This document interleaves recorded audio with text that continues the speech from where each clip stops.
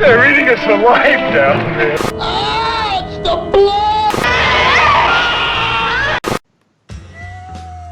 Barbara said she'd call me today. I suppose you'll be talking about your psychiatrist, huh?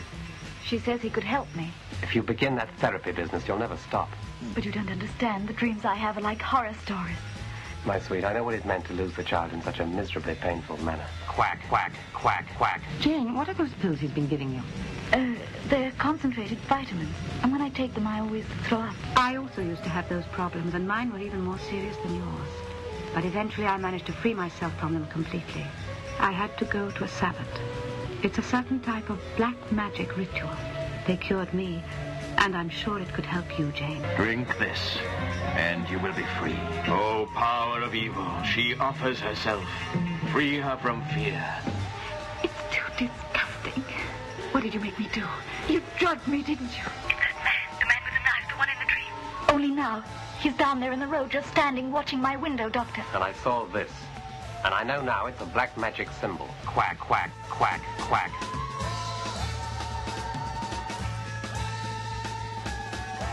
Hi people, this is Giovanni Lombardo Radice from Stage Fright, and you are listening to the Hysteria Continues. And indeed you are. Welcome back to the Hysteria Continues. It's episode 142. More appropriate if it was 666, but it isn't. It's 142, slightly less satanic number, but we'll go with it.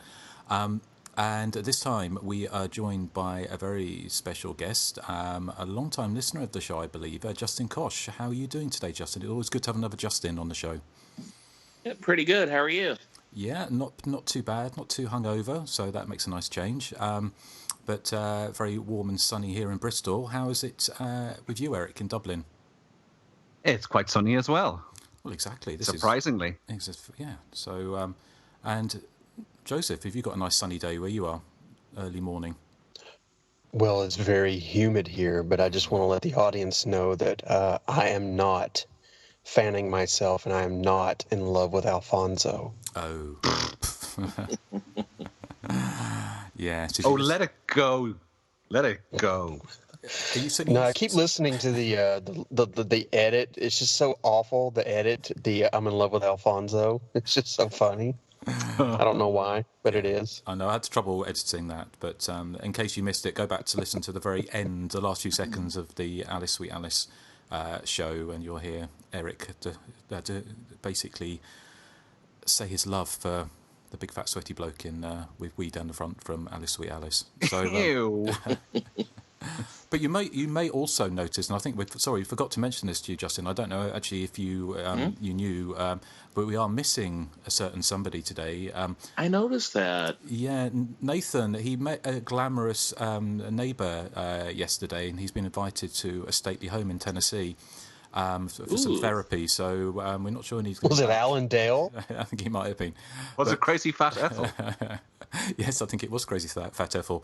But yes, Nathan, unfortunately, last-minute scheduling conflict means he can't join us, although by the magic of editing, we may hear from him a little bit later. So we're hoping that we can drop in his thoughts about what we're talking about today, which is the Giallo, All the Colours of the Dark from 1972, Sergio Martino's way out trippy Giallo, which was picked by you, Justin, wasn't it? From yes. Yep.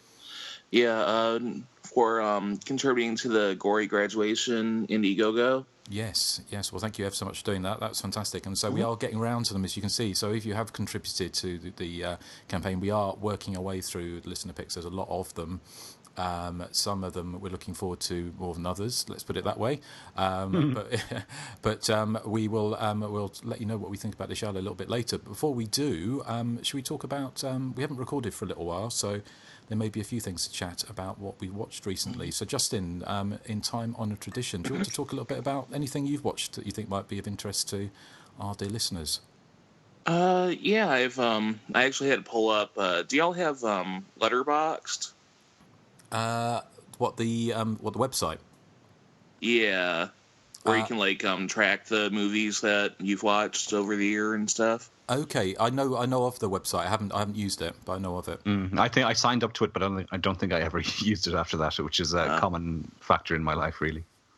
I had to go back. I mean, not too far, but because like some of these movies I forgot that I watched. I watched Death Spa recently. Okay. Ooh, love it. Yeah, that one. Y'all didn't cover that one yet, did you? No, Or not yet, was it- I don't think. Oh, okay. We did Killer Workout. Killer which is Workout. similar, yeah. Yeah, I think I like Killer Workout a little bit better, but Death Spa, I mean, it's fun for what it is. Really late era, you know,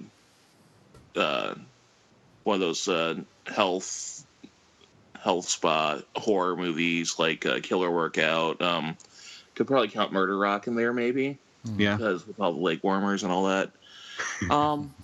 It was fun, but nothing really to write home about. I watched it on Amazon Prime. I really like Death Spa. I have to say, I prefer it to Killer Workout personally. I haven't seen it. I've seen Killer Workout, aka Aerobicide. Yeah. You know, a number of times. Death Spa was released over here as Witch Bitch. So Yes. Yeah. You didn't see that, Justin? No. No, I haven't seen it. I know of it because it was released by. It was put out recently, wasn't it, by somebody in the States? Yes, I'm looking at the Blu-ray here across the room. Mm-hmm. Was it Olive Films? Oh, it might have been. Yeah. I can't tell from this distance. My eyesight's not that good. Sorry. If I was Wonder Woman or the $6 Million Man, I'd probably be able to tell from here. But is that because it's a photocopied cover, Eric? No, it's not. It's an actual bona fide 100% original Blu-ray. Okay. Yeah. Courtesy sweetbabyjesus.com? No. No. It was Amazon.com. Thank you very much. I can't believe I'm being bullied by two Justins now. Oh, they're living the dream. Oh, it's... another movie that I watched was Dude Bro Party Massacre 3. The what Massacre Party 3? Dude Bro Party Massacre. Oh. I haven't heard of that one. I have heard of it. It's some sort of American slang, Eric. Yeah. Yes, I'm familiar with Dude Bro, what that means. Okay. I bet you are. It's kind of a new...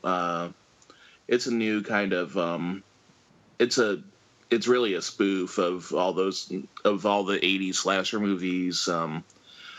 I actually enjoyed this one. I'm usually not a fan of the really spoofy kind of things. Especially, I've been noticing a lot nowadays. A lot of movies that are paying homage to the 80s slashers, they kind of make fun of them, and I don't really care for that much. And this one, actually, I enjoyed quite a bit. Once you kind of realize that it's just a straight up spoof and you kind of let yourself go to it, it's actually pretty fun. Is there a Dude Bro Massacre 1 and 2, or is it just called Part 3 to make it sound like it's part of a franchise? Yeah, they make it sound like it's part of a franchise, but what they do is it starts out by saying that the Dude Bro Party Massacre franchise was banned by President Reagan after Part 3 came out, and that this is like the only copy that somebody recorded off of TV about 25 years ago. And the opening kind of recaps the first two, so that way you don't feel like you're missing out. Sounds interesting. Yeah. It's actually pretty funny. I've been watching kind of a lot of the newer homages to the 80s slasher movies because I'm actually getting ready to working on a project right now, trying to get a film off the ground myself, where doing an homage to the 80s slasher movies. So I've been kind of watching and seeing what the other new movies are doing that work really well and what don't, so that way I kind of know what to look out for. Cool. Lots of strip Monopoly. That will work. Yeah. Oh, there we go. Oh, yeah. We just shot a trailer, actually, for it, and just got the music back from our composer, so listening to that alongside the trailer and stuff like that. It's Y'all don't mind if I mention that, do you? No, not at all. Well, if you send the trailer over, I'm sure we can share it on the Facebook group when you're ready for it to go live. Okay, awesome. We're still kind of working on, because we just got the music 2 days ago, and we're kind of listening to it alongside and waiting to give the notes. The trailer, the film's gonna be called "Till Death Do Us Part." Cool. Yeah. So we're working on that. I'm gonna be co-directing with Matt Birchfield on it. It's like Nathan and Joseph in a parallel dimension or something. Oh yeah, yeah, the Virginia equivalent. Yeah. And the only other thing I really watched was The Tripper, which I thought was dumb. I'll just leave that. Is that the one where they go around with Ronald Reagan masks or something? Or yeah. Haven't seen it in a while. Yeah, that movie's terrible. Yeah. Eventually, I just kept it on in the background and just played around my iPod while it was on. Other than that, that's all that I've recently seen. Excellent. Well, thank you, Justin. I mean, that is always a measure, isn't it, of a film that if it holds your interest, because when you start picking up your iPad or whatever and start sort of flicking through, whatever, it's kind of you kind of know the film's not. If it loses your interest. I find it terrible. Sometimes I have to put all electronic devices, across the room for myself to stop myself doing that. But, I'm the same. I mean, even if the film is good, I'm just technology has ruined my attention span completely. Yeah. So, well, thank you, Justin. Yeah. That's an interesting little summary of films. Joseph, what about you? What have you been watching? Well, I watched a movie called 12 Feet Deep. It's a new kind of thriller, I suppose you'd call it.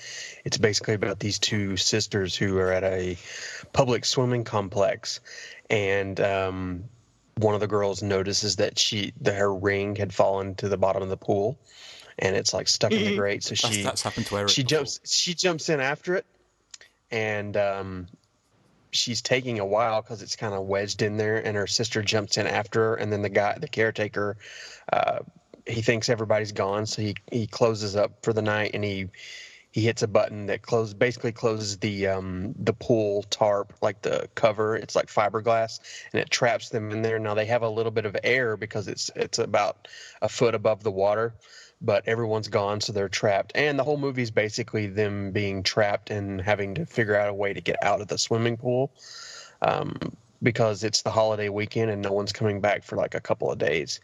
And it's an effective premise, and it's got a few kind of, I guess you'd call them nail-biting moments. The problem is that these two girls spend the entire movie bickering, and I hate that. I hate when the suspense is like artificially wrung out of just petty nonsense that just kind of helps, pad out the running time. Now, this would have worked better as a short film. So, at an hour and a half, they're basically just throwing in whatever they can just to keep the running time going. It's obvious. I'm sorry, go ahead. So I was just going to say, do they have an argument about boys or something? It's like, oh, you stole my boyfriend. I always find that they come up with the most ridiculous arguments in the midst of absolute peril in these kind of films. In a way, yes. They don't really argue about someone stealing someone's boyfriend, but more along the lines of, I can't believe you're with this guy. I'm like, you're stuck in 12 feet of water, barely any oxygen. You're going to be there for 2 or 3 days, and you just argue over the dumbest crap. But that aside, there's a few effective moments of suspense, and they try their best to throw in whatever they can to kind of wring suspense out of the audience. But this is like a 20-minute movie stretched to 90 minutes, and the whole bickering and just petty squabbles just kind of ruins the film. It's well made, well shot. I love the photography underwater. That's really well done. Tobin Bell, the Saw guy, he makes a funny little cameo as the pool caretaker, playing an asshole more so than someone who tortures people. He's just a general dickhead, and but it's kind of fun to see him there. I'd give it a marginal, hey, you could watch this once, you might enjoy it, but I would not go back for it. It's just kind of a great premise, just not very executed not executed very well, in my opinion. Cool. Okay. Interesting. Okay. Yeah, I've been wanting to see that. So I guess I'll wait till it's on Prime then, probably. When I saw on Facebook, Joseph, that you were about to watch that, I thought it was possibly a Asylum mockbuster to cash in on 47 Meters Down. Well, obviously it's not. Well, this was made before, like 6 months or a year before 47 Meters Down. And it had an alternate title. I can't remember. The name escapes me at the moment. But they saw that 47 Meters Down was coming out, so they gave it more of a punchier title. And they released it kind of in a hurry just to kind of, compete with that film. I still have not seen 47 Meters Down, but I'm assuming it's probably a little better than this. It's probably, the suspense is not, so probably not as artificial. Of course, I could be wrong. I still haven't seen it, but that's the. I always cite The Reef as a good example of how to do this type of thing, because I think it was The Reef anyway, the Australian shark movie where there's all those friends stranded on a boat, an upturned boat or something, and they all react in a more realistic way. There's no bickering about stupid things that have happened in the past. Their sole focus is on survival, and they're all nice to each other, and it just makes it a much more exciting viewing experience, I thought. I really enjoyed The Reef. The Reef would be the prime example of how to do a trapped in a confined space underwater film. Like I said, 12 Feet Deep is just basically the first 45 minutes is the two girls like, you borrowed my hairdryer that one time? I can't believe that. Just stupid crap like that. Did she get her hairdryer back? I'm intrigued now. I want to know more about the hairdryer. Well, I don't know. I'm going to have to rent the movie. I'm just throwing out hyperbole here, so. I can't imagine that. Watch and find out, Erik. Yeah, I can't imagine actually having a hairdryer in the swimming pool would be much use to her anyway. But not in the pool, at least. Not in the pool, no. So, okay. Well, thank you, Joseph. Anything else? No, that's it for this week. I'll save the rest for another show. Cool. Okay, thank you very much, Erik. How about you? Okay, well, it's been a while, but I've only watched one film, apart from All Colours of the Dark, since I spoke to you last, because I've been away. And that film is Life, which was the recent sci-fi horror movie with, I'm sure you'll like it, Justin, because it's got Ryan Reynolds and Jake Gyllenhaal in it. Yeah? Well, that was... Yeah,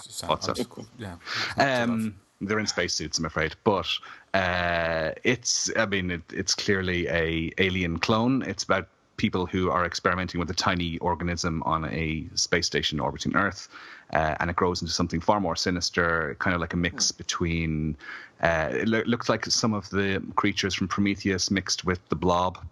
And I thought it was really, really good. It's real cookie cutter. It's very generic plot wise and that, but I thought it was really exciting. Creature effects were really good. It held my attention. I don't think I reached for the iPad once in its 1 hour 43-minute running time, which is a good sign. I really, really enjoyed it. Now, it has been getting mixed reviews. A lot of people just can't get past the fact that it is very run-of-the-mill plot-wise. But as a slasher fan, that's not something I have a problem with. So I would recommend the movie, personally. Did you see that at the cinema? Yeah. Okay. No, I'd like to... I like how you just now kind of devolves into, yeah. Yeah.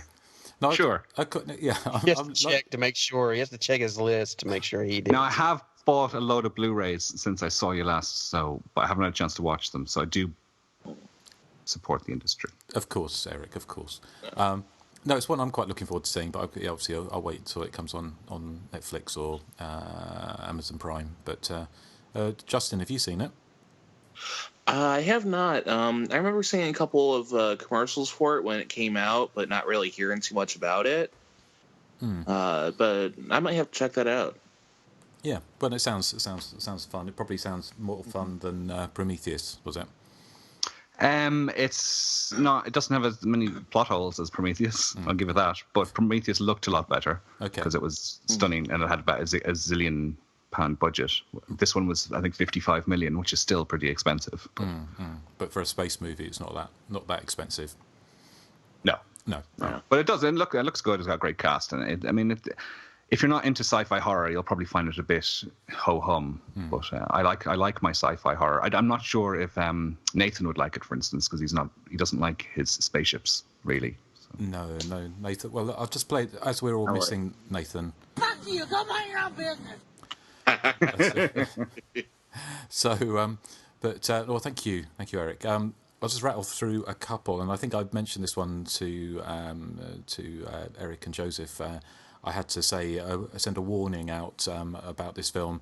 It was on Netflix, and I kept on skimming past it. And I thought, well, it was late one evening. I thought just watch something trashy, and there's a film called Jonah Lives on Netflix, and it looked like a typical kind of teen kind of slasher movie, and with some kind of somebody coming back from the grave and killing off teens, which essentially that's what it is. But it's the most bizarre, ridiculous, awful kind of movie, which Netflix has it down as 2015, but I think it was actually made in 2011, 2012, and it's just completely nonsensical. It had a budget of about $3 million, apparently. Yeah, apparently. But it's kind of the idea behind it is this bizarre idea that you've got these teenagers in a basement while their parents are upstairs having a swingers party. And one of the parents or one of the people is Brink Stevens, who is familiar to genre fans, and they're downstairs. They play with a Ouija board, and they bring back Brink Stevens' deceased husband Jonah, who proceeds to terrorise the teens in the basement. And it sounds like it should be good, but it makes absolutely no sense. The teenagers go from being possessed to not possessed. The characters make completely random choices. They start talking almost like in tongues. Nothing makes any sense at all. They never leave the basement. So even though you've got a $3 million budget, you've got teenagers sat in the basement, all just doing completely random things. And the only thing of interest really was there was Brink Stevens. Is kind of just has the only bit of interest that I got from it was that Brink Stevens has a conversation about dick sizes with a transsexual. That was at a party. That was it. I'm so sick of movies constantly having people talking about dick sizes to transsexuals. Yeah. It's just such a cliche. But it's interesting actually, because the transsexual actress is apparently in quite a lot of different things, and it's not brought up that she's transsexual, so it's kind of quite progressive in that way. But it was just a bizarre film. I'm just surprised it's on Netflix, because it was bad movie, not like very very difficult to get any fun out of it, and it has to be seen to be believed. It's mind-boggling. It's a Nathan movie, let's just say that. Well, I think even Nathan might balk at this one, but has anyone had the pleasure of Jonah Lives? Okay, well, I'd be interested to see if anyone who's listening's watched it and what their thoughts on it were, because I think it's kind of, sometimes you're watching a film and you think, has someone slipped me some mescaline? It's just so bizarre that you're thinking somehow you're tripping. But so that was strange. The other couple of ones I've seen, I'll just talk about briefly. One, I saw on Blu-ray the other day is Prevenge, which is the new British kind of slasher-esque kind of movie by Alice Lowe, who was in Sightseers, which is the film we covered on the podcast. And she played one half of the Sightseers in Ben Wheatley's film. Now, this film's written and directed by herself, and essentially what it is about is that she was in reality 7 months pregnant, and she decided the only way she could be in a film, she wrote this and directed it herself, was to build her pregnancy into it, and basically central to it in so much that her husband or her partner dies on a kind of climbing holiday. And she goes after, basically her unborn baby directs her to kill all the people that were involved in the climbing holiday. So she goes off heavily pregnant and basically kills them in gory ways. And again, it's something, it sounds, there's some bits in it that are quite fun. There's some quite funny bits. There was a really funny line where she chats up this really disgusting 70s DJ in an afro. And he's really kind of really slobby, and she's sort of pretending to like him. And he says, to paraphrase, he says, no, don't mean to cause offence, but you're less Olivia Newton-John, more Elton John. which I thought was a great line. But very good. The rest of the film is kind of it's very, very dark. Actually, it goes much darker than Sightseers. So if you're expecting comedy, it's not a comedy really. There's some funny bits in it, and Alice Lowe's always quite amusing, but it is really, really, really dark. So I recommend with reservations, because it's not much darker than Sightseers. So, Erik, is that one you've seen? No, I haven't seen it yet. No, I was intrigued. I assumed it was going to be sort of semi-comedic along the lines of Sightseers, but obviously not. Well, it is. It is, but it goes much darker. So it's almost so jet black, but it kind of goes beyond. It becomes almost like an endurance test kind of film.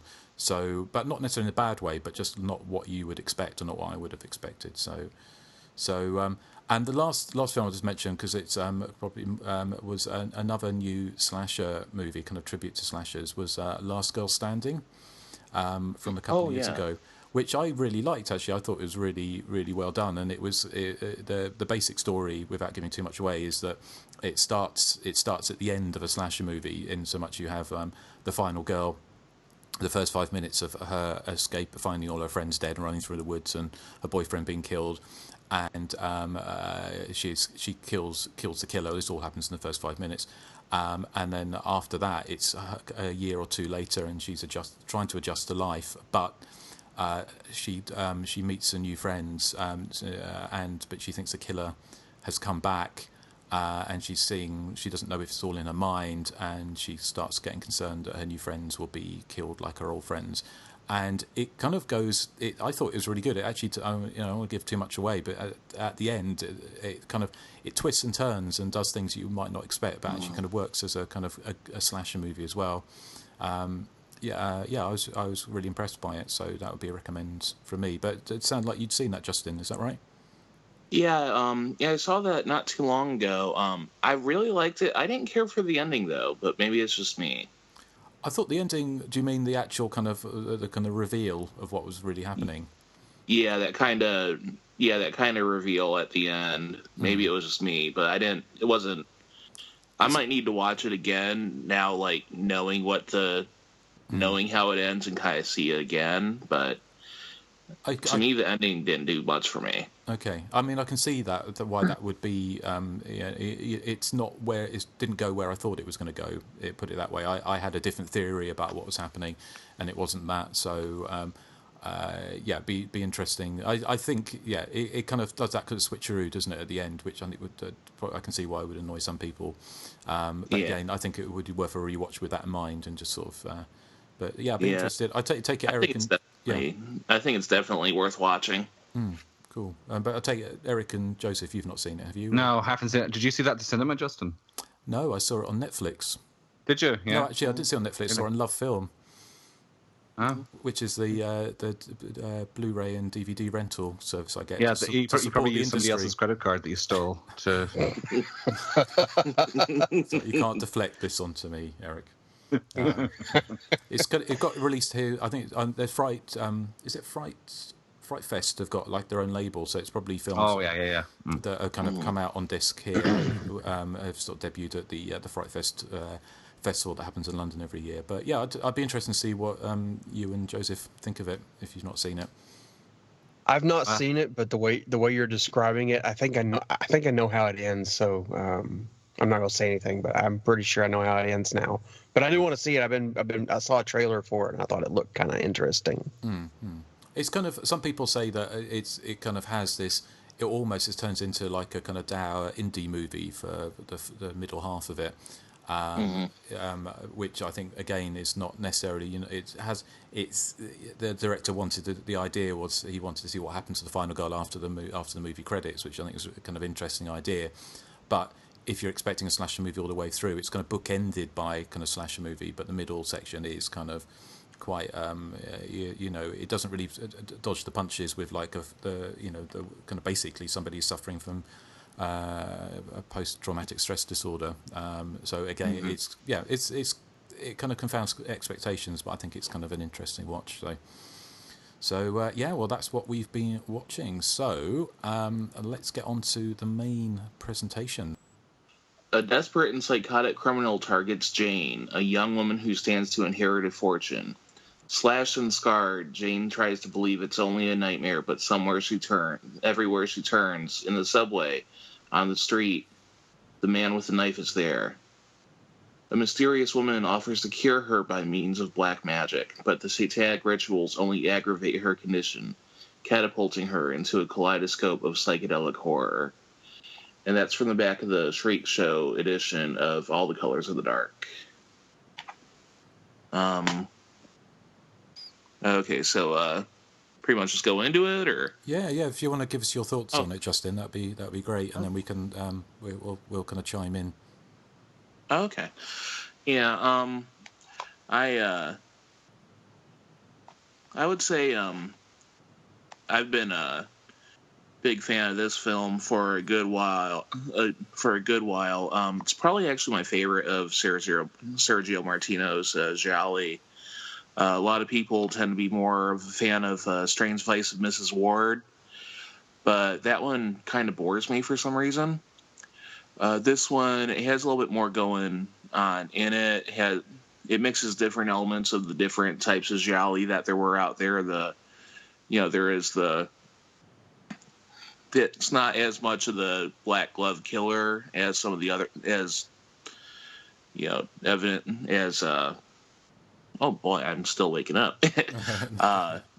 As the typical giallo, but it does have a lot of the other elements. It mixes the witchcraft of some movies like Perfume of the Lady in Black or Bloodstained Shadow, but also has the gaslighting, which is also kind of Perfume of the Lady in Black, amongst other movies. Has Edwige Fenech, which never hurts. I've been a big fan of hers forever. I imagine Joseph is as well. No? No? Joseph? No. Have we lost Joseph? Hello, Joseph. Have we lost Joseph? Oh, I think we've lost Joseph. Hello. Oh, hello. There he is. Oh, you There are. we go. Yes. Sorry. That's all right. We were just wondering if you appreciated the attributes of Edwige Fenech. Oh, my phone just kind of like beeped and then the audio was off. But anyway, what was the question? The question was, do you want to shag Edwige Fenech, basically? Yes, I do. Okay. There you go. Sorry. Back to you, Continue, Justin. Sorry. Yeah. And especially on this one, I think of the collaborations between Martino and Edwige. This one's probably my favorite. I think this one's probably the best photographed. I like the score of this one the best as well. The score does tend to go over the top, but it goes along with a lot of the themes and everything that's going on in the film. Overall, I really enjoy this one. Cool. Okay. Well, thank you, Justin. I mean, it's an interesting one to pick because certainly it does deviate from they got a lot of the giallo tropes. But Joseph, what are your thoughts on this movie? Well, like Justin X says, this movie is very beautifully photographed. I love the color scheme and the palettes and the lenses he uses in a lot of the shots. A lot of greens and kind of light blues, touches here and there. I'm still a Sergio Martino as far as he's concerned. I'm still a torso person. I think that's my favorite of his films. And I didn't really care for The Strange Vice of Mrs. Ward. Remembering back, I went and actually listened to the episode, and I don't think my thoughts were all that pleasant.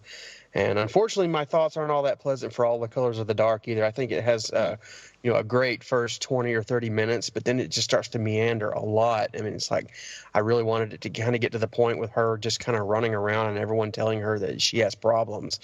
I'm like, all right, we know this already. Just let's get to some kind of action here. And I'm not really saying that every movie should be jam-packed wall to wall, just murders and stalking. But I don't know. I wanted a little something extra here. It's not a bad film. It's well made. It's very well shot. Probably even more so than his other works, I mean, he used a lot of the overhead crane shots, like twisting shots over the overhead. I think were beautiful. I just think the plot just doesn't really do much here, and I got to a point where I'm watching this and I'm like, okay, I'm going to try not to reach my phone. So the other game I kind of played here was counting how many times the name Jane or Richard was said. Richard, yeah. Jane, Richard, no, it's Jane, Richard. Yes. The dubbing was pretty abysmal here as well. Just and, a lot of these Italian movies, they some of them get the dubbing right on, some of them don't, and I thought the dubbing here was kind of ho-hum. I was getting kind of a kick out of it. I would recommend this on a color level, no pun intended, on a visual level. Certainly the cast is very attractive as well. I like the idea of this kind of normal looking guy with just kind of like steely blue eyes being I guess the main thread here. It's kind of unusual, rather than a fedora and a mask and black gloves. It's just kind of like a normal guy with just very abnormal eyes. I really like that touch. And, as you were saying earlier, Justin Kosh, Edwige Fenech, or however you pronounce her last name, I think she's very attractive. I don't know, just the story really didn't really grab me in any real way. So marginal recommendation on a visual level. On a plot level, I can't really recommend it, I'm afraid. Sorry. Okay, well, thank you, Joseph, for your thoughts. Erik, what about you? Are you a fan? Yeah, this is an interesting one because the thing with All Colors is Dark for me is that I like maybe 80% of it, and then the other 20%. I'm kind of with Joseph on this one. When it comes to Sergio Martino, who I think is a great filmmaker, I'm more Torso and more Strange Vice of Mrs. Ward, and even Your Vice is a Locked Door and I Have the Key. I would still prefer.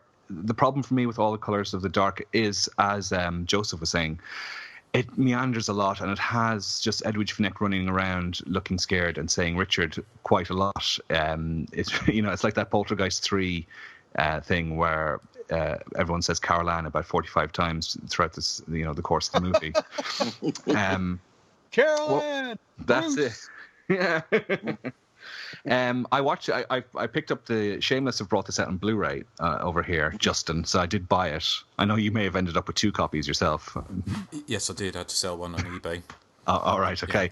Yeah. So I watched the dub version and I watched it in Italian as well. I just noticed that at the start of the film, there's something subtly different about it. Is that the heroine Jane has suffered a miscarriage in the English language dub, brought about by a car crash. But in the Italian version, she's had an abortion. As a result of the car crash, I think she was sort of forced to have an abortion. So it's kind of similar, but it's just interesting the way that it's slightly phrased differently in the Italian cut. She's also, I suppose, just to explain some of the backstory of her, she also witnessed her mother being murdered when she was 5 years old. So to quote a line from Candyman 2, Farewell to the Flesh, there's a great police official in that who says, "This family sure came first in the shit sweepstakes."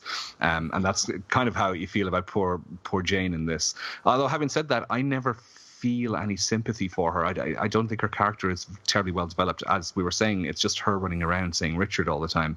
And this to me is the flaw of the film. I think parts of it are stunning to look at. I love that opening dream sequence, which is just so surreal, and it's a bit silly, to be honest, with that old woman dressed as a doll and the big fat pregnant woman on the table. It's all brilliantly shot, but it's very sort of Salvador Dali meets the Mighty Boosh or something. I prefer, not that I prefer giallo that have a more cohesive and concrete plot. I mean, there's plenty of giallo that have this kind of surreal ambience all the way through, but they usually tag something onto the end to explain it. And I suppose All the Colors of the Dark does, but it has kind of a supernatural twist at the end as well. And I don't know, it just never fully satisfies me, the ending. And I find that, like, as nice as it is to look at, I mean, there's some stunning set pieces in it.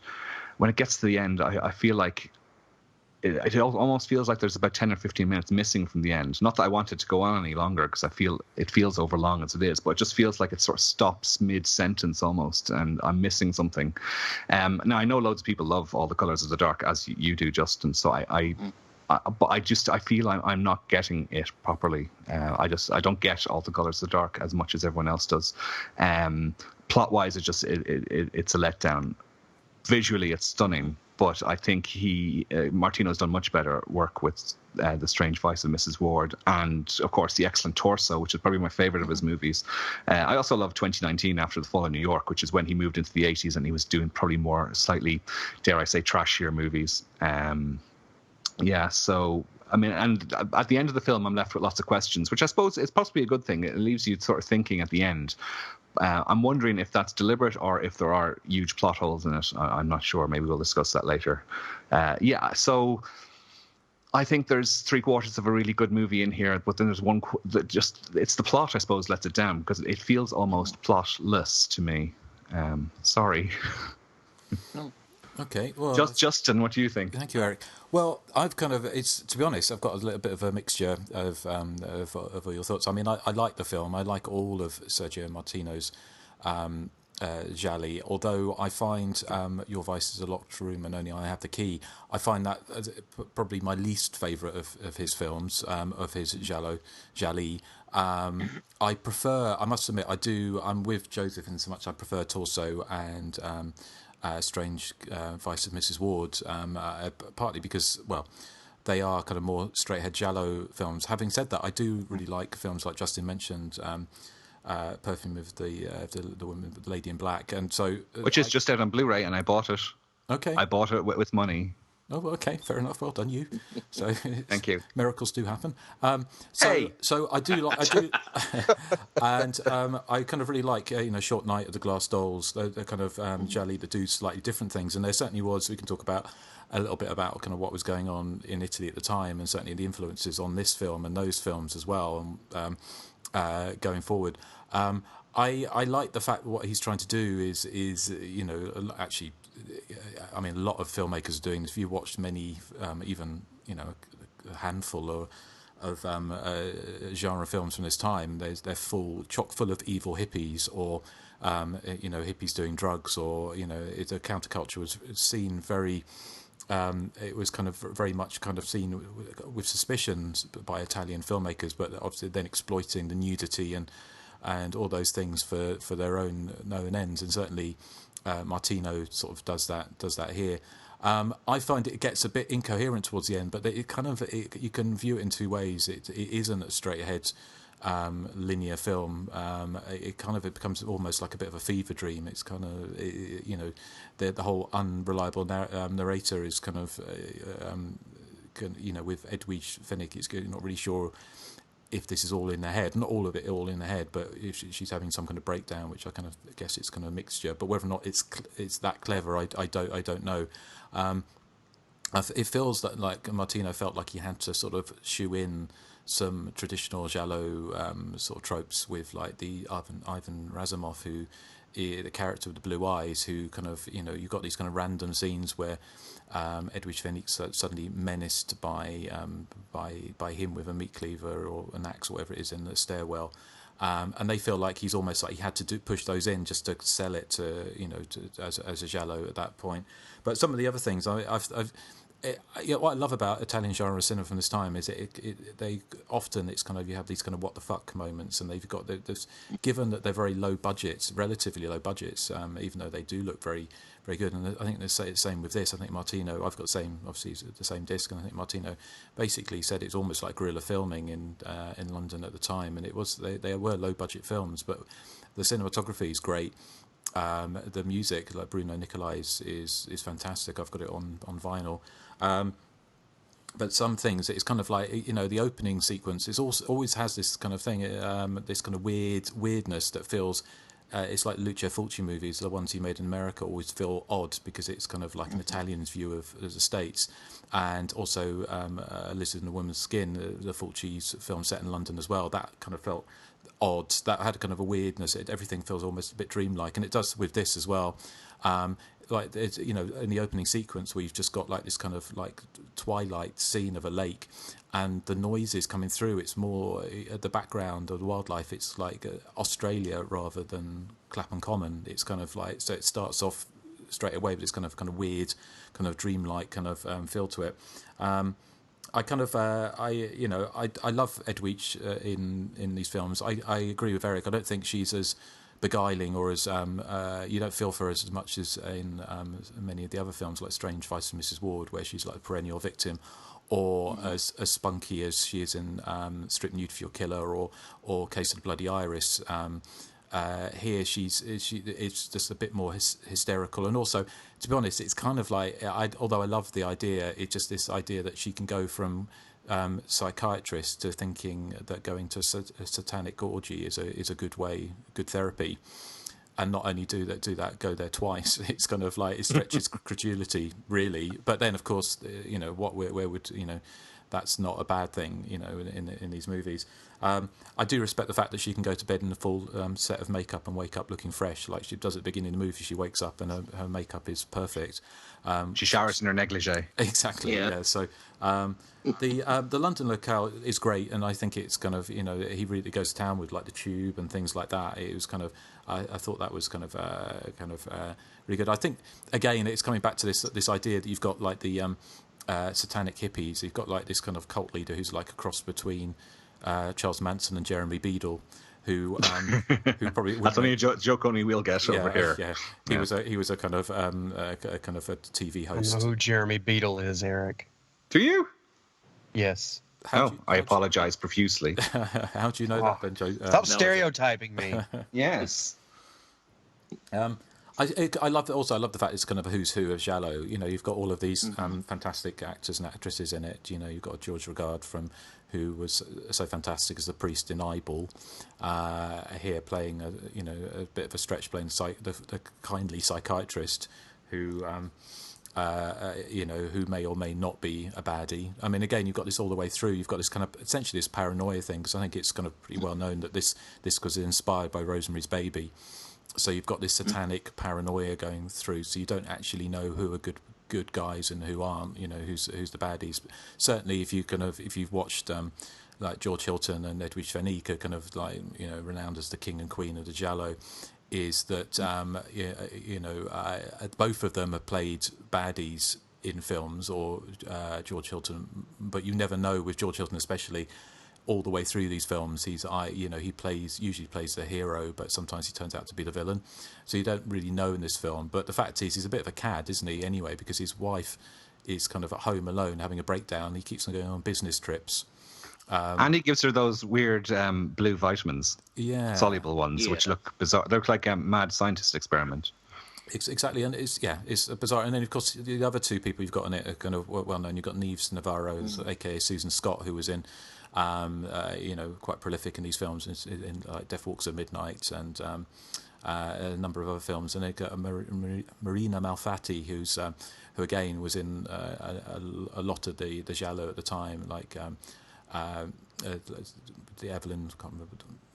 The Night Evelyn Came Out of the Grave. That's the one. Night Evelyn Came Out of the Grave, and a number of others, and they're great in this.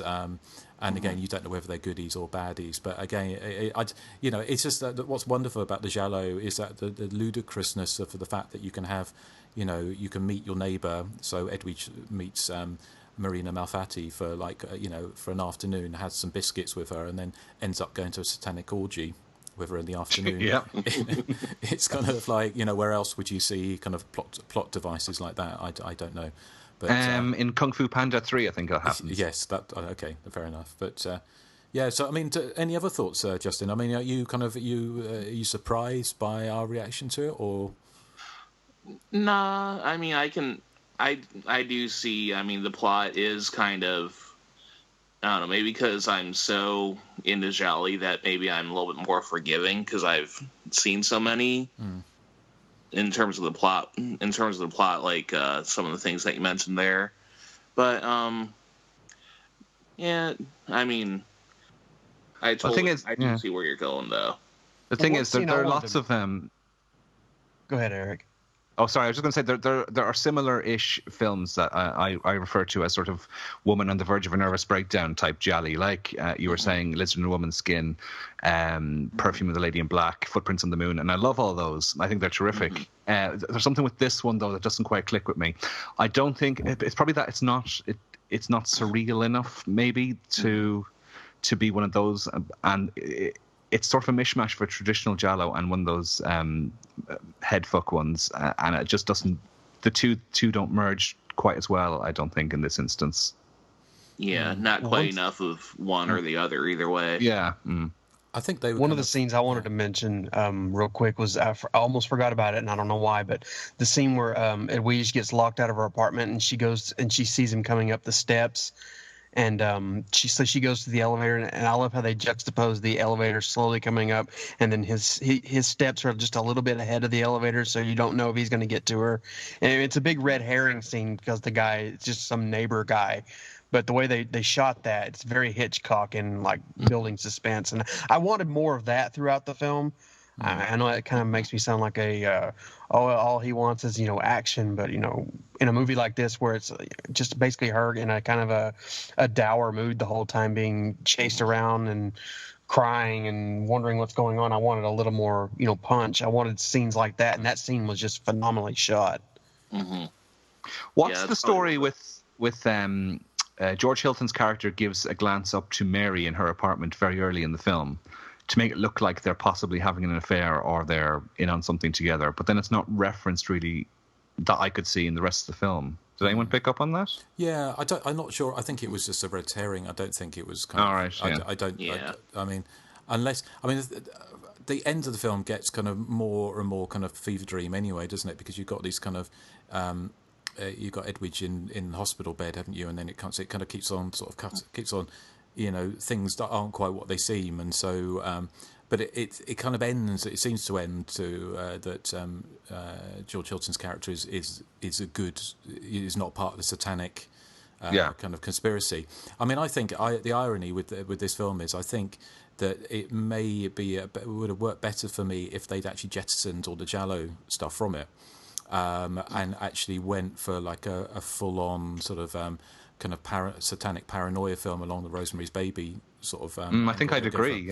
Yeah, and because I think it's just because it almost feels like Sergio Martino felt like he had to add in those kind of those bits because he because 1972 was kind of pretty much still the height of the giallo, wasn't it? I mean, and of course he went back to making Torso in 74.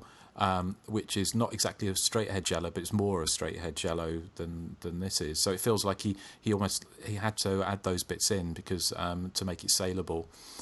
So I agree with you as well, Joseph. I think if he'd gone either way with it, he'd either took the giallo stuff out or actually made it more of a murder mystery.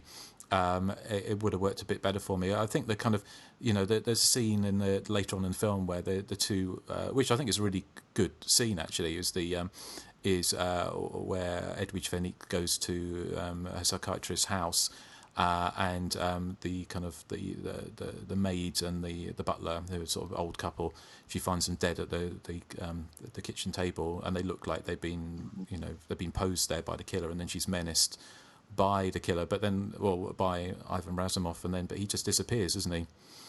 I was wondering, is Ivan Razumov the guy who killed her mother, and she's seeing him as part of her psychicness, and nobody else is seeing him? Well, it kind of towards the end, it kind of has this whole ESP thing, doesn't it? Like I saw this happening, and then it kind of adds in another thing which you've got which is more fully explored by something like the Lucio Fulci's The Psychic. So it almost, again, it just doesn't, it's not cohesive. But then having said that, for giallo to be cohesive, that's one of the joys of the genre, that it sometimes goes off on these weird tangents. But so I mean, I like it, but it's not a film. If I'm going to put on a giallo, and I've seen lots and lots of giallos, but I mean, the giallo I return to time and time again of films like Eyeball, Case of the Bloody Iris, Deep Red Tenebrae. So I'm a sort of vegan meat and potatoes type of guy when it comes to giallo. I kind of guess. And I do like the kind of some of the films I've mentioned already, like Short Night, The Glass Dolls, and Perfume the Lady in Black, and those kind of slightly more kind of those kind of paranoia sort of films. But it hasn't got as much rewatchability for me, but I do like it. I would agree. Yeah. So I mean, do we? should we talk a little bit about some background? Justin, do you want to add anything? Have you kind of had a chance to sort of dig anything up on this film? Dug up a little bit, not too much. It was released in 72 in 1972 in Italy. It didn't get a U.S. release until August of 1976. Don't know if it got shelved or whatnot with that. It has a few different titles. The American release was known as They're Coming to Get You, like they mentioned in the original trailer. And in Thailand, it was actually marketed as The Strange Place of Mrs. Ward Part 2, which is pretty interesting. I've actually got the poster for that, which is... Oh, do you? Yeah. Other than that, didn't really have too much. I have both the Shameless Blu-ray and the Shriek Show DVD, and they have different credits for everything. Shameless just has Ernesto Gestaldi credited as the writer. The Shriek Show DVD has Ernesto Gestaldi, Santiago Moncada, and Soros Gavellini. That's pretty much all I have. I do love that opening credit sequence, by the way. It's a very simple shot of a lakeside scene, but with no music, just with sound effects. I think it's really effective. And a pleasant change from sort of bombastic opening credit sequences. Oh, yeah. And then, that one scene in the beginning with the old lady dressed up as the baby doll, that was one of Toya's first film appearances. I can't believe it. Yes. Did you prompt him to say that? I did not. No. Justin came up with that all by himself. I did think it, but obviously, me and Justin have a psychic abilities like Edwidge in this film. So. Yeah, and you wear makeup and dresses as well. That was one time, and I need the rent money. So, Justin, I think obviously now we come on to the burning question, and I know you've already said off air, but Susie or Toya? Susie. Toya has a couple good songs, but I'm Susie all the way. Oh, thank you. So I think we can finally put that one to bed, can't we, Erik? No, we can't. What? Your in-depth survey of one person? It's all it needs, Erik. But we have a quiz? Didn't we hold a quiz on the Facebook group once? And I think Susie came up on top. I don't remember that quiz. Did you see the picture I posted from that German magazine with Susie and Toya both on the same page? Yeah. Yes. Together at last. Yes, absolutely. Yeah. So, well, there you go. Anyway, on that bombshell, Joseph, do you have any background for us? Yeah, well, it was released here on VHS under the title Day of the Maniac. I had actually rented that years ago, and my memory of it is being not only dark, very, very dark, but also cut to ribbons. But I did enjoy the box art of Ivan Razumov, kind of looking more like a Frankenstein monster, kind of lurching over Edwidge on the cover art. What else did I think that's about all I had on it. I didn't really have a whole lot of time to find it, but I do remember that Day of the Maniac VHS in the oversized box here in the States. Cool. Okay, well, thank you, Joseph. Erik, how about you? Yeah, another alternate title, apparently, according to IMDb, is that was released in Taiwan as I'm Scared, Darling. Which makes it sound a bit like a Mills and Boone, which it's not. I couldn't find that much about the film. Edwidge Fenech, we probably mentioned this before, she was at the time Sergio Martino's sister-in-law, because she was married to Luciano Martino. She had just had a baby at this time, which is why she wasn't in the previous Giallo case of the Scorpion's Tail, because she was heavily pregnant at the time. Otherwise, this would have been her third co-starring role with George Hilton, because they were in, of course, case Strange Vice of Mrs. Ward together. Eda Del Orso sings on the soundtrack. She does all the high pitched wailing, kind of like Susie. She sang. Now, she sang a lot of film soundtracks around the time. For Sergio Leone, she's on all the spaghetti western movies he made, like Good, Bad, and the Ugly.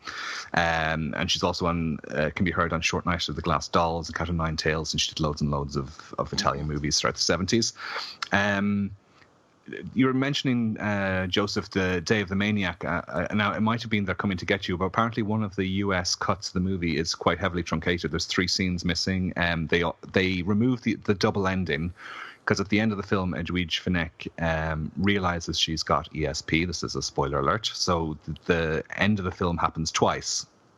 But to avoid confusion for the American audiences, they removed one of them. So the film doesn't reveal that she has ESP in one of the American cuts. Now, I'm not sure if that's They're Coming to Get You or Day of the Maniac.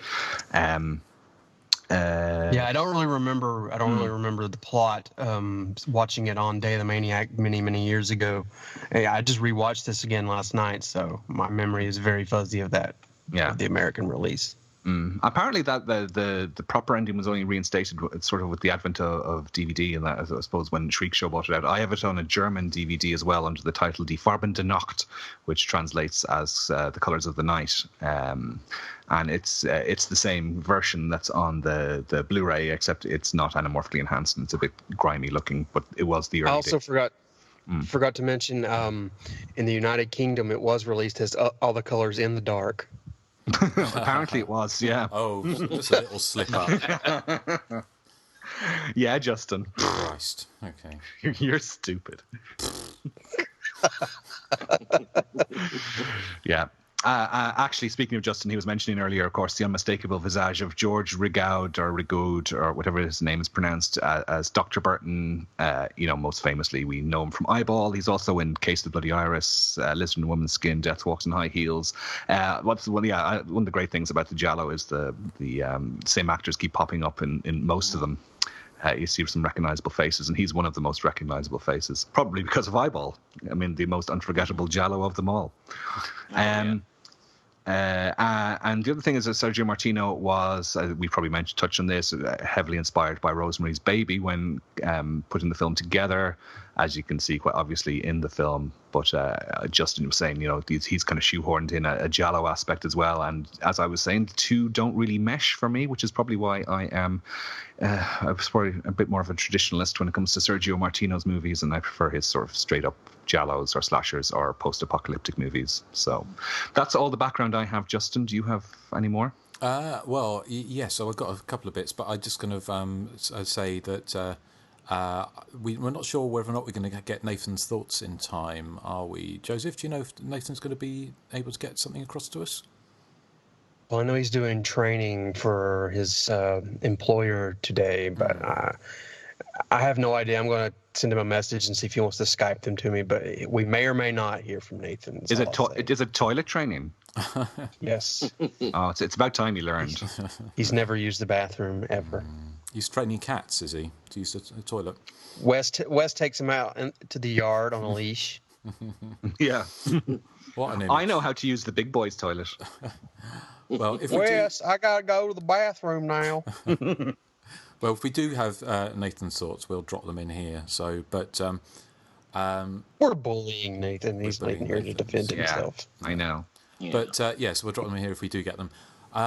So either you've just heard Nathan's thoughts or you haven't. But a little bit of background I've got. I was listening to there's a very good commentary on the Shameless release by the Daughters of Darkness podcast, and I listened to 3/4 of it. I just need to listen to the end of it. But they've got a really interesting discussion about Sergio Martino and a lot of the actors and actresses in the film, and the time it was made and all that kind of stuff. So if you've got an interest in the film, that's definitely worth listening to. But some of the factoids that I kind of gleaned from that is the commentary itself is not jam-packed full of kind of facts about the film, because I think it's probably quite difficult to find those, but it's really interesting looking at the Giallo in general. Well, we can sympathise with them, can't we? We can, yes. But one of the things they did say was the apartment block where Edwige and George Hilton live is in Putney, and apparently it's just around the corner is the churchyard where the priest dies in The Omen. So I thought that was quite a sort of fun little fact. And they also mentioned, actually, they said, I think, if I remember correctly, they talked about removing the ending. But also they said, I think they said it was the Italian film as well that actually removed some of the ending because it was too confusing for audiences. So so there was that. The soundtrack, of course, is Bruno Nicolai, which I mentioned before, who is I really like his music. He was I think he kind of worked with Ennio Morricone, and but who was obviously did some amazing giallo scores. But he did a great one for this. He's also did he did Eyeball as well, the fantastic soundtrack for Eyeball, which again I have both of those on vinyl because they're a joy to listen to. Just trying to think if there's anything else that we haven't already covered. Just that the stately home where the Satanists are is a place called Wickhurst Park House in East Sussex, which was also used in the horror films in the 70s, Demons of the Mind, I think it's a Hammer film, and The Legend of Hell House, which is slightly better known. So, so that if you've seen those, you might recognise that location. Although I imagine, I don't know for sure, but I imagine that actually, I think with the interview with Sergio Martino, some of the scenes, not everything was shot in the UK. I think the scene with Neves Navarro and Edwidge Fenech in the back of the car was when they were driving along, was shot outside of Rome.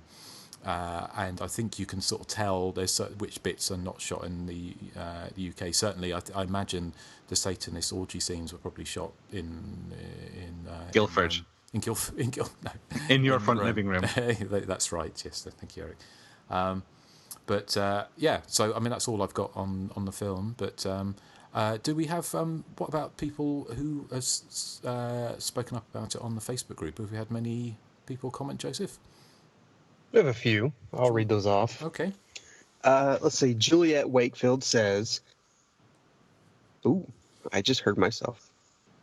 And I heard myself again. I'll try to get through it. Anyway, I watched this for the first time this weekend, and it had a real Rosemary's Baby vibe to it with the really bizarre opening dream sequence, the isolated apartments, the pregnancy theme, which goes nowhere, and the satanic imagery. Edwidge Fenech was fabulous. I think it's the strongest role I've seen her in. I did find it quite repetitive, however. Much of it is really just her noticing that some man is following her in lots of different contexts. And while you do get closure on that by the end of the film, it then just kind of stops without a full explanation. For me, Torso / Carnal Violence will always be my favorite Sergio Martino film. But All the Colors of the Dark certainly contains some tense moments and disturbing images. That was from Juliet Wakefield. Thank you, Juliet. Thank you, Juliet. Don Anelli says, a fantastic satanic horror / giallo hybrid. Fenech's best acting job ever, gorgeous cinematography, and an engaging storyline keep this at the top of the Martino-Fenech collaborations. Would be higher if the giallo was emphasized a bit more. David Cook says, I was a giallo virgin until a couple of years ago, mainly due to a lack of exposure. So here in the UK, they seldom, if ever, made an appearance on television during my youth. Largely due to the wonders of YouTube, I managed to get a proper schooling in the genre. All the colors looks wonderful in the new Shameless Blue. I own number 1200. And any movie that includes the great Edwidge plus the underrated Susan Scott and the great George Hilton gets my vote. Kevin Lewis says, this is one that has somehow slipped by me for years. It's been on my list for a while. Bumping this up and watching it tonight. Well, we're on pins and needles, Kevin, so we really want to know what you think, okay? Okay, Kevin? Anyway, this one says, I'm not the biggest giallo fan, though thanks to your podcast, I'm warming more and more to the genre. But I really enjoyed this bloody and psychedelic trip of a movie. Love the use of color and the rich symbolism, the blue medication, the long nails. And my favorite character has to be Mary's elderly neighbor whose Cockney accent seemed to have been soaking in the Milan sun a little too long, played by the wonderfully named Maria Quasimodo. Edwidge Fenech was like Erik on a first date with a skinny, hairless guy, simultaneously mesmerizing and as limp as a wedding cake left out in the rain. Thankfully, our Wow. Thankfully, our horror heroines became more empowered once we moved into the 80s. Immediately after watching this one, I caught the trailer for the new film The Love Witch, which, the main character in which bears a striking resemblance to Fennec's 60s style, so it might be worth checking out. And that was from Simon Logan. Who? Hooray! Logan. Although he did say something mean about me, but still. Simon Logan. And that's all the Facebook feedback we have. What did he say about you, Erik? He said something about me on a first date. I didn't quite catch what he said, though. Oh, I see, right. He said you on a first date with a skinny guy would be limp. Oh, it would. Oh, yeah. Well, that's true then. That's not derogatory. Yeah. That is actually true. Yeah. It's why I had to break up with Justin. It's why you prefer people like Alfonso overall. I don't prefer Alfonso. No, that's you. We had to break. Well, you had to break up because I got the restraining order, if you remember correctly. So, okay. Well, thank you, Joseph. I've got something to read here. Erik, do you have? I do. I've got one here. This is from the Hobgoblin. He says, "Hello again, gentlemen. Thank you for the mention last show, and Nathan being the one to have read my comments on Texas Chainsaw 2 had me in quite the giggle fit. Rest assured, I still love you, Nathan. Interesting that you questioned the whereabouts of Simon Logan. As fate would have it, I have taken him hostage. All I ask is that the crew refrain from bullying Erik. Yes, I agree. So frequently, or you will never see Simon Logan or the shoe rack ever again." Love the Hobgoblin. Well, so he's obviously Simon Logan sent that message before he was kidnapped by the Hobgoblin. Eh? And the shoe rack is gone as well. Hold on a minute. I'm confused now. You're kind of like, this is like a plot twist in All the Colours of the Dark. Yeah. The Hobgoblin has taken Simon Logan hostage, and he's also taken the shoe rack from Nathan's movies. But the thing is, we know that Simon Logan hasn't been taken hostage. No, he probably sent that message before he was taken hostage. Oh, I see. Right. And he said that the only thing that'll set them free is if you stop bullying me. Okay. So when did you write that, Erik? Hope you had a great life, Simon Logan. It's not from me. It's from the Hobgoblin. That's not my name. The bullying. You're about to say something rude, aren't you, Justin? Well, I was thinking Justin will say it, I'm sure. Of our psychic link. Let me be the bad guy. Yeah. Okay, that's all I have. Thank you, Hobgoblin. Okay, well, so as we're never going to stop bullying Erik, I don't think we'll be seeing Simon Logan again, so... You didn't say his name properly. Who? Simon Logan's name. I didn't You don't say say Simon. You don't say Simon Logan. You say Simon Logan. Oh, dear. Poor Simon Logan. So, okay, well, I've got an email here. Hi, chaps. John Matthews here from Australia. Thought I'd just say hello to tell you what a great job you guys are doing. I usually comment on your Facebook posts on a specific film feedback, but thought I'd do a general email. Been a long-time listener. I think my first episode was in the 20s, episode number range. I'm also part of an Australian-based movie podcast, and I know how demanding and time-consuming it can be to get new content out, so I really appreciate it. As always, hilarious and entertaining, well, at Erik's expense. Don't worry, Erik. It's okay. It is always at my expense. It's okay. We listeners can see the obvious bullying you endure each episode. Me? The bullying I endure or the bullying you endure? I'll gloss over that. I'm not sure. Okay. I think people listening will know Erik, and also I think Justin has seen, like all of our guests have seen, what goes on behind the scenes, and it's not pretty. So, anyways, bullied so much. John goes on to say, anyways, being Australian, I'm a big fan of exploitation slashes, and I really enjoyed your Innocent Prey episode. I would be keen if you guys one day covered Nightmares, the Aussie film, not Scavellini one. Snapshot, aka The Day After Halloween, which is getting a Blu-ray release down here in September. I'm in talks with the distributor to do commentary with our podcast, which sounds great. Blood Moon, Lady Stay Dead, Cassandra, Coda, etc. I would really like to join an exploitation slasher-based episode. Then you would cover all the corners of the Western English-speaking world with a Pom, Yanks, Irish, and an Aussie. I've been trying to play Joseph's Riddle-based games to get the prize of joining you guys on an episode, but they're very difficult. Anyways, we'll keep trying. Keep up the good work. Kind regards, John Matthews. Well, thank you, John. Yes, if we do, I'm sure we will get round to some more Ozploitation in a not too distant future. So yeah, we'd love to have you on and give the Aussie perspective on that. That would be fantastic. So very good. So any others? Was that I have one more here. Okay.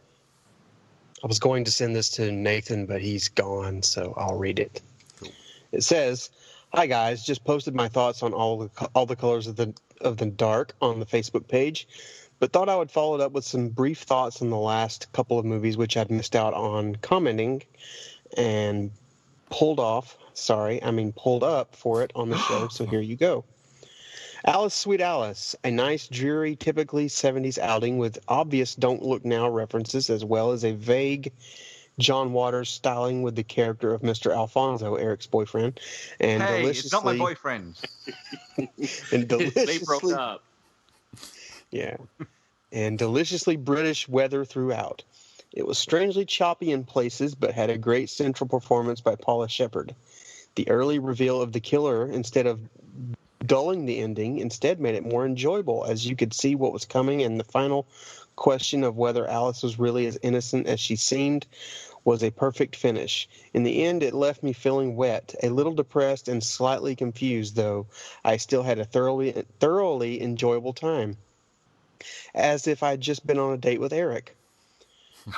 Class Reunion Massacre. I felt the same way as you guys did about the bizarre, seemingly tacked on opening and closing scenes for this film. That they enhanced my appreciation for what was an already enjoyable precursor to films such as Slaughter High, some great deaths, and perhaps some of the most unconvincing disguises of any slasher. Overall, this is one I really enjoyed. Like Erik on a first date, 2 thumbs up. Keep up the good work. What's Simon about me and dates? Logan. That's Simon Logan. Okay. Yeah, Simon Logan again. I see he's not being kidnapped, Erik, by your hobgoblin. Well, again, we don't know when this was posted. Well, Simon Logan broke free. I think Simon Logan is on the prowl. So, I think Erik is just looking for any reason not to bully us. Yeah. So do you normally get 2 thumbs up on your first date, Erik? Would you like to know? So, okay. Well, anyway, as mature as ever, the Hysteria continues. When you come, a place to come for intelligent debate. But we all enjoy a mass debate about shallow movies. Honestly, you're so immature. Well, talking of immature, have you got a joke of the week? I do have a joke of the week. Well, yeah. It's my joke of the week. It's so great and fantastic. Where did Niamh Navarro like to sleep when she was a child? In Susan's cot.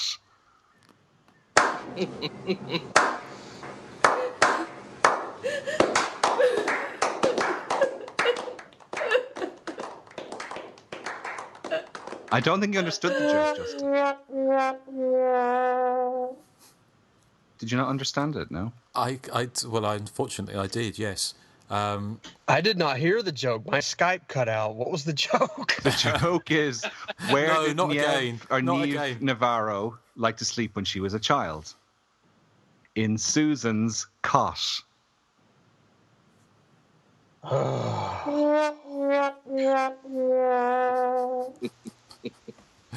Oh, Erik. Oh, Erik. I'll never be appreciated. You'll never be a teen model. No. Well, thank you, Erik. Well, let's play how to get in contact with the show if you want to tell Erik how to pronounce Niamh Navarro or any other. Well, you might be pronouncing it wrong. Niamh. I don't think it's Niamh. Niamh. I don't know what it is. It's a bloody Spanish name. I always heard Nieves, but yeah, there you go. You weren't pronouncing it right either, Justin. Oh, Erik. The content of this podcast was provided by Justin Kurzweil, Erik Frillfall, Nathan Johnson, and Joseph Henson. If you enjoy our program and are willing and able to provide a donation, please visit us on Patreon and become a content-designated subscriber. That's patreon.com/The Hysteria Continues. For non-subscriber PayPal donations and general feedback, our address is the.hysteria.continues@gmail.com. To listen and interact, simply search for The Hysteria Continues on iTunes, YouTube, Facebook, and Twitter.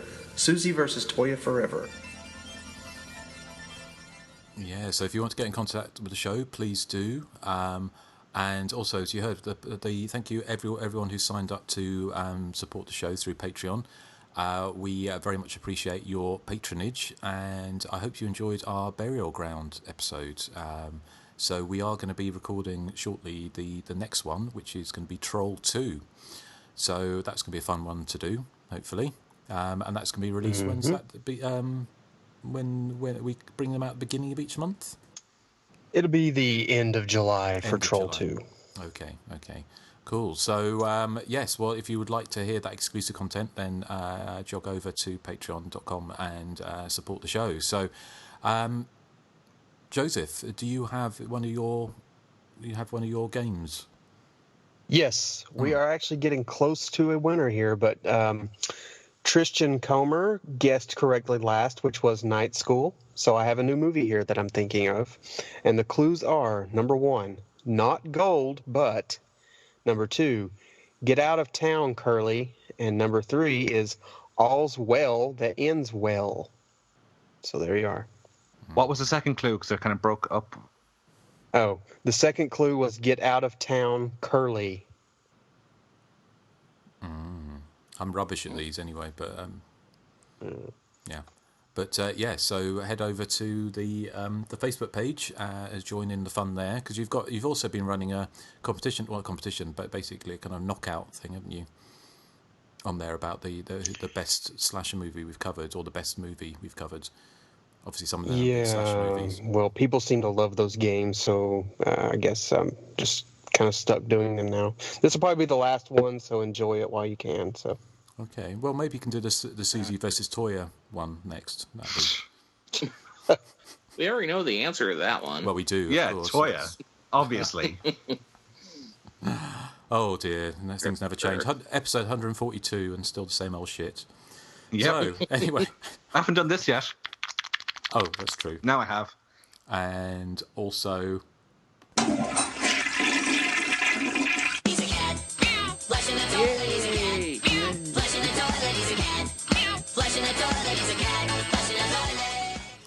So who knows, one day maybe the top threes will make a comeback. But hopefully, hopefully we'll have Nathan back with us next time.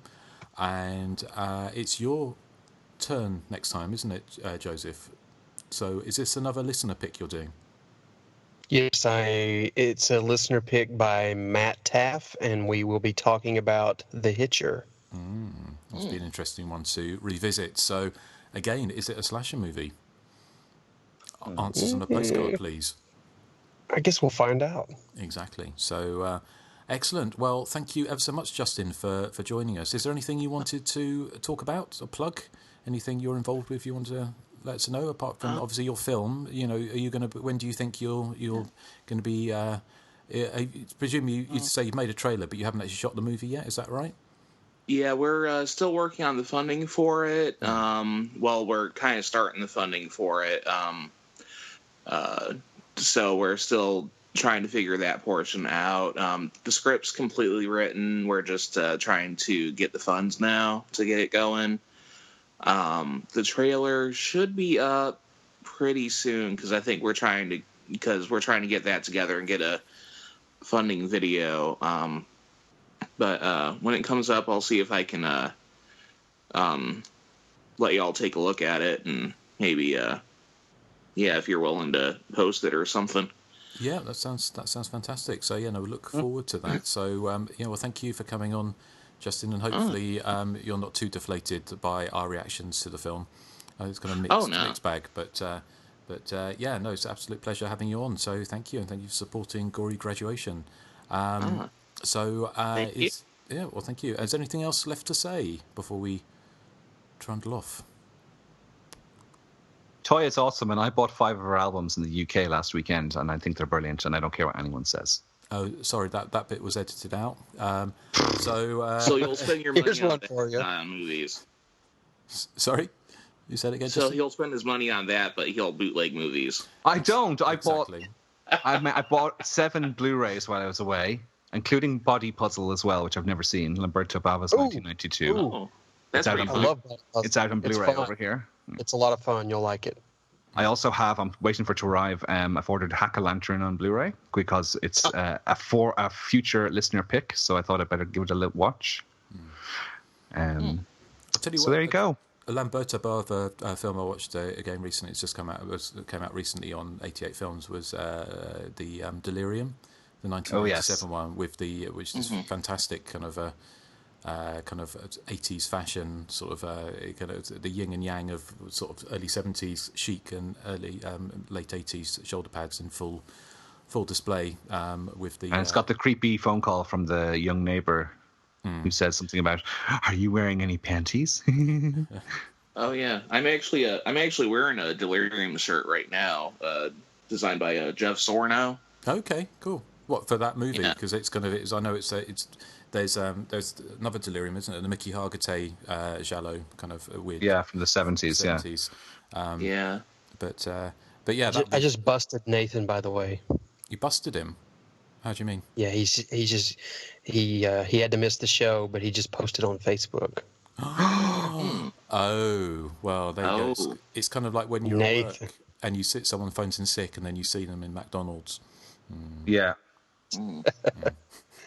Oh yeah. Well, maybe. Yeah. Delirium actually just came out in America from Code Red on Blu-ray. Oh, Code Red. Yes. Yeah. Our friends at Code Red. Yeah.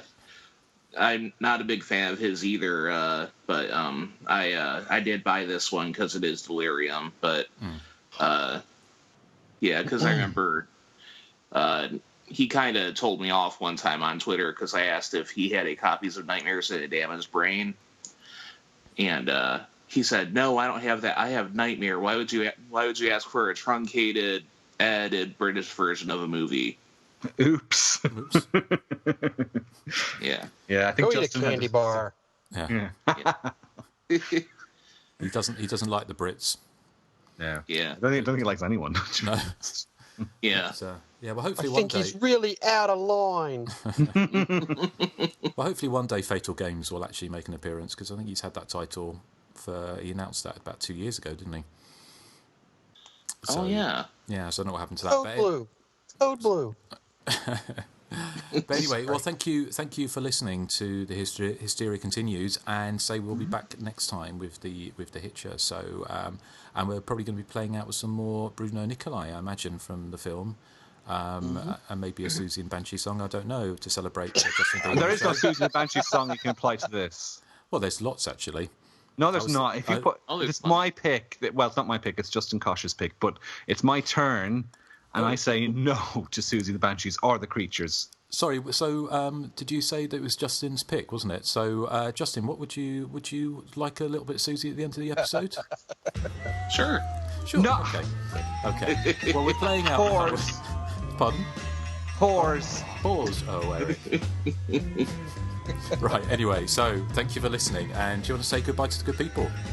No. Goodbye, good people. Bye. Bye, everyone.